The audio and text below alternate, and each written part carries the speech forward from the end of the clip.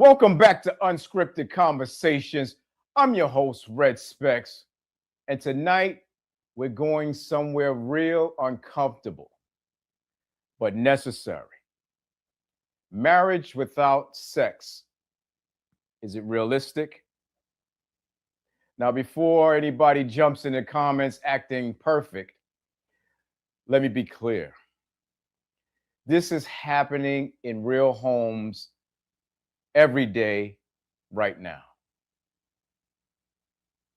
People sleeping in the same bed, but living completely different lives. Right? So I'm asking you, is sex a requirement in marriage or just a bonus? Let's talk about it.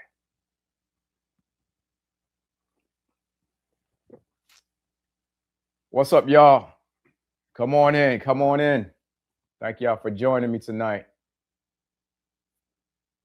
So let me take you back a little bit. Because when you first meet somebody, right, that connection is there, right? That connection is there. That chemistry, the energy, okay? You can't keep your hands off each other, okay? Oh, you're having a great time, going out every night, talking wee hours in the night on the cell phone. But what happens when that fades? Life starts lifing. Life starts lifing, right?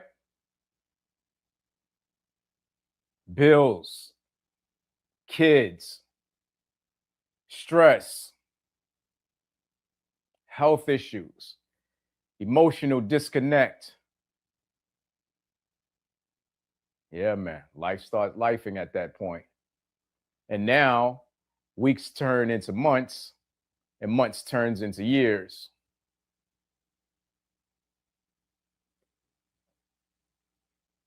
So what are you at that point? What are you at that point? A partnership? A friendship? A business agreement? What are you at that point? Because let's be real, intimacy is more than just physical, but physical matters, no doubt. And I know some people are sitting there saying right now, if you love someone, sex shouldn't matter that much. Right? But let me challenge that. Let me challenge that. If it doesn't matter, why do the absence of it create so much frustration, so much resentment, and even cheating? Let's talk about it. All right? Let's talk about it.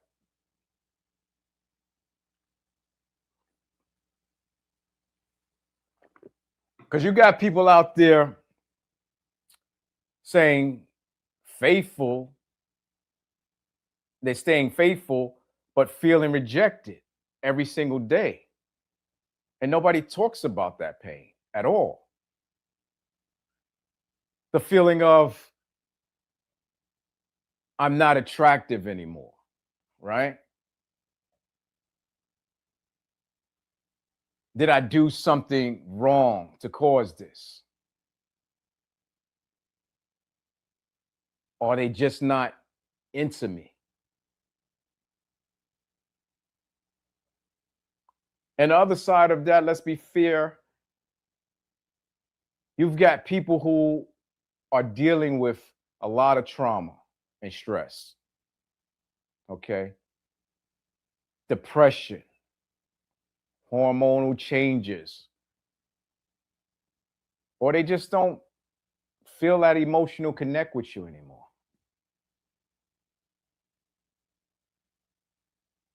So now it becomes bigger than sex. It becomes about understanding at this point. But here's where it gets tricky. How long is too long? How long is too long? Is it a phase? Or is this going to be the new norm? Right? Because if one person still has that desire and the other person don't, now you've got an imbalance. And that imbalance leads to decisions.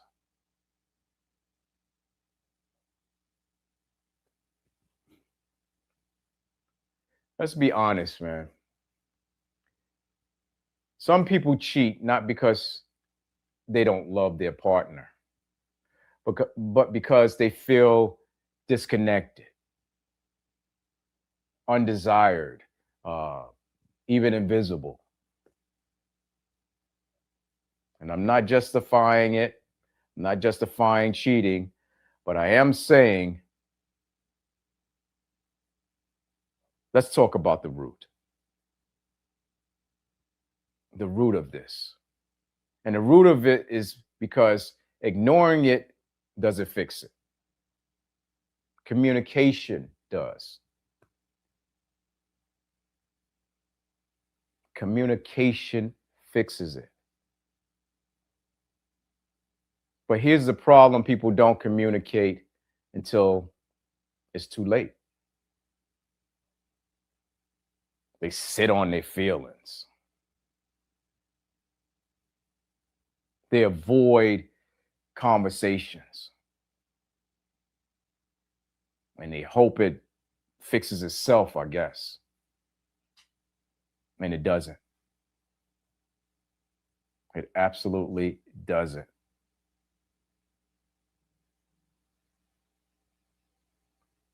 So let me ask you this. If everything else in your marriage is perfect, right? Loyalty, respect, friendship. Everything is perfect, but no sex. Are you staying? Or is that a deal breaker right there? And be honest, because your answer says a lot about your values. Be honest. Put it in the comment. Some people, they may say, yes, I can live without it. You know? And maybe it's because it's something spiritual, a spiritual reason, right? Maybe it's a health reason. Or maybe it's because they value companionship more than intimacy. And of course, you got the others that's going to say hell to the no. I need that connection. I need that feeling. I need to feel wanted. And to be honest, neither answer is wrong. But what is wrong is pretending it doesn't matter when it does. Or forcing yourself to stay silent just to keep the peace. Follow me. Because that silence turns into distance. And that distance turns into disconnection. And eventually, strangers living in the same household, that's what it becomes.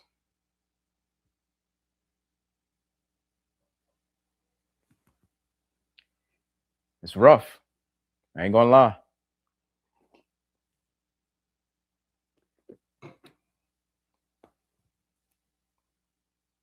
Tonight, I'm not here to judge. I'm here to understand and give you my perspective of what I think. So talk to me. Is marriage without sex realistic? Or is it just people settling out of fear of starting over? Because a lot of us do not want to start over. Especially if you did 15, 20 years of a relationship or marriage. You don't want to start over with nobody else.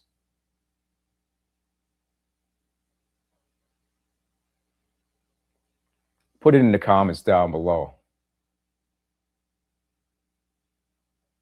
And also, I'm sitting here in this chair,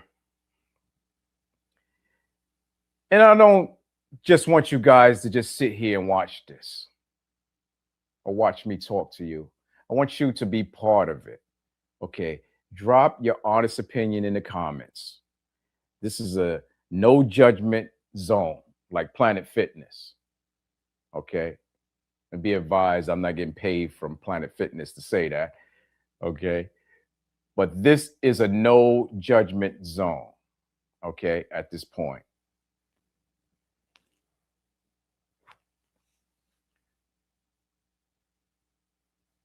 If you've ever been in this situation, or you're in a situation right now, hit that like button so more people can find this conversation on the internet.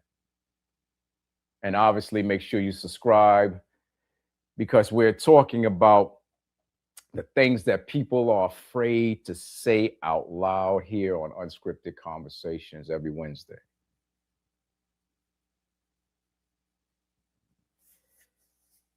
So my final thoughts tonight. My final thoughts. At the end of the day, every relationship has its own rules, every relationship. But the one thing you can't fake is connection. You can't fake it. Whether it's emotional, physical, or even both, it matters. And if something feels missing in your relationship, in your marriage, don't ignore it. Address it.